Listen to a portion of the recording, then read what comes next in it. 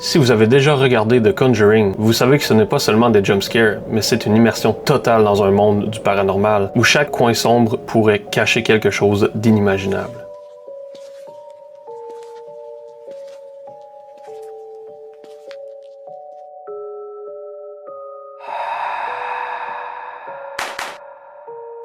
Bienvenue sur la chaîne. Aujourd'hui, je vais vous présenter 3 théories sur l'univers horrifique de The Conjuring. Ces 3 théories, en fait, qui pourraient changer complètement votre perception des films. Et croyez-moi, certaines vont vous faire regarder vos murs et vos espaces sombres avec un tout autre œil. Donc, la première théorie concerne Bathsheba Sherman, qui est la sorcière qui hante la maison dans le premier film. Certains fans pensent que Bathsheba n'est pas seulement un esprit vengeur, mais c'est un véritable démon qui se nourrit de la peur des vivants. Donc, dans cette théorie, Bathsheba serait immortelle en manipulant le monde des vivants pour créer le chaos et la complète souffrance.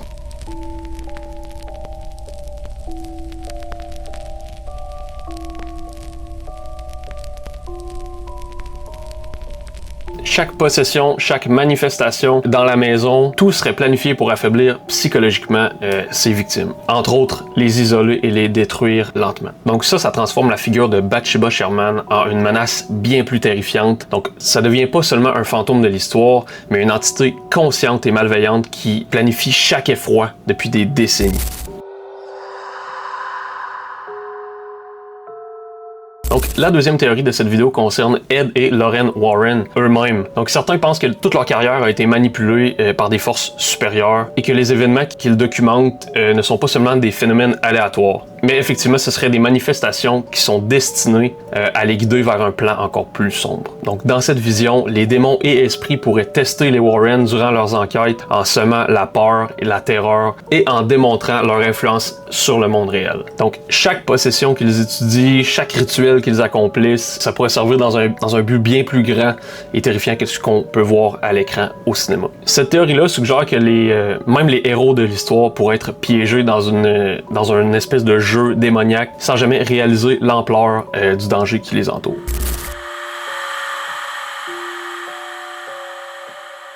La troisième théorie de cette vidéo touche le concept même des maisons hantées dans The Conjuring. Donc il y a certains fans qui pensent que les maisons ne sont pas nécessairement hantées, mais ce seraient vraiment des entités vivantes à part entière qui ont été liées à des événements tragiques par le passé. Chaque maison devient alors un réservoir de malédiction qui attire les hommes sensibles et qui les manipule les habitants pour qu'ils commettent les mêmes erreurs que dans le passé. Donc ça explique pourquoi certaines maisons semblent se souvenir de ce qui s'est passé il y a plusieurs années et pourquoi certaines tragédies se répètent de génération en génération. Donc la peur est donc pas seulement dans le démon ou dans le fantôme comme on peut voir dans le film, mais ce serait dans la maison elle-même. Donc une entité qui est patiente et calculatrice, qui attend tout simplement que vous fassiez le moindre faux pas. Alors voilà, 3 théories qui changent complètement notre perception de The Conjuring. Donc on a premièrement Bathsheba, le démon manipulateur. On a en deuxième les Warren qui sont possiblement testés par une entité supérieure, et puis les maisons hantées qui sont des entités vivantes. Donc c'était nos 3 théories pour ce nouveau format de vidéo. Écoutez, j'espère que ça vous a plu. J'espère que c'est le genre de contenu qui vous intéresse. Si c'est le cas, n'hésitez pas à vous abonner, commenter, liker et partager. Ça fait ultra plaisir. Donc, sur ce, je vous souhaite à la prochaine sur la chaîne pour d'autres histoires d'horreur.